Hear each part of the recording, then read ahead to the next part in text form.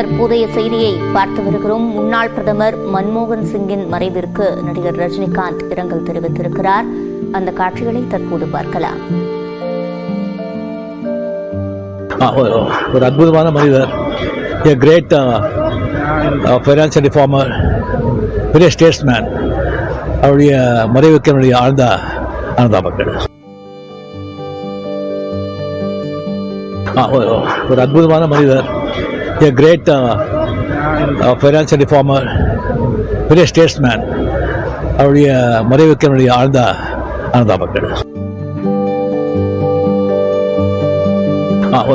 ஒரு அற்புதமான மனிதர், a great financial reformer, பெரிய ஸ்டேட்ஸ்மேன். அவருடைய மறைவுக்கு என்னுடைய ஆழ்ந்த அனுதாபங்கள்.